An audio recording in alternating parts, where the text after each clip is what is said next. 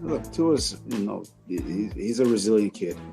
I don't know if there's a message or anything to take from it. Is, the same message the entire team gets. We all have to play better. We've got to coach better. He's not in this alone.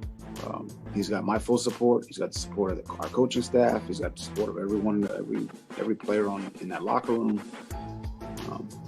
And conversely, he supports all the other players in the locker room as well. So I don't know if there's a message here or I don't want to make too much of this. He's the starting quarterback. I think he knows that. We've had that conversation. He's played well.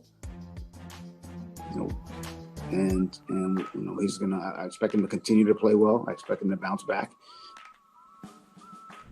Brian Flores, Dolphins coach, from Monday, explaining the benching of Tua Tagovailoa, whether it was because of poor performance, whether it was for his own protection because he was getting hammered by the front seven of the Denver Broncos. Chris, I just keep coming back to something Cam Newton said several weeks ago when he was concerned about the mistakes he was making. He said players talk.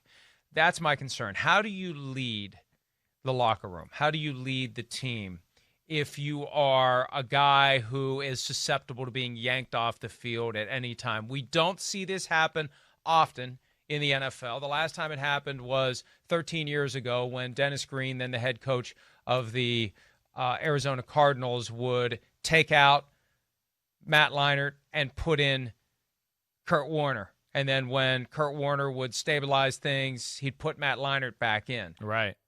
Usually you've got one quarterback, he's your guy until he's injured or benched, not just temporarily, but benched for good. What do you think about this after having one day for the dust to settle and hearing what Coach Flores had to say? Yeah, I'm not panicked about it. I believe everything kind of Brian Flores says about the subject. I know what you're saying too. It might be different with players talking if it was an established starting veteran quarterback who had issues and things like that. But those guys in the locker room know this is still early. He's a young player. He's just got out there. So they're not going to judge anything too harshly or be like, oh, he can't lead us. He's not yet, not there yet. But I will say this too, the more and I'm going to watch this film when we get done with the show today. This is the next one I want to watch because I want to see what went on.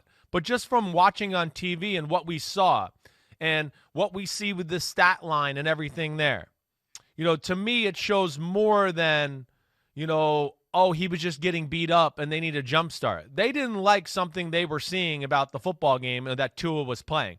11 for 20 with one touchdown and no interception doesn't necessarily lend itself to, oh my gosh, it's so bad, we got to get him out of there, get him out of the game.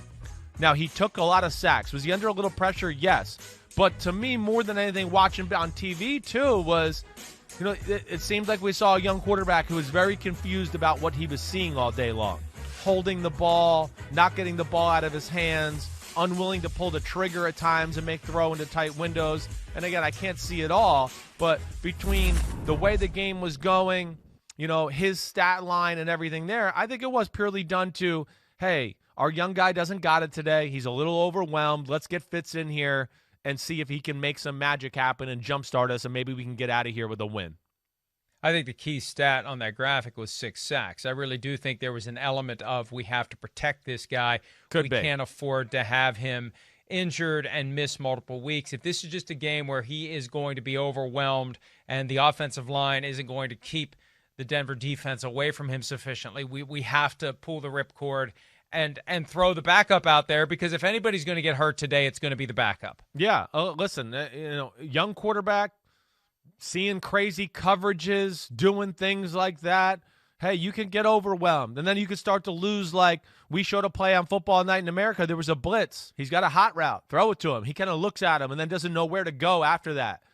So I think there's still growing pains going on here, let alone, he was, getting beat up a little bit, definitely.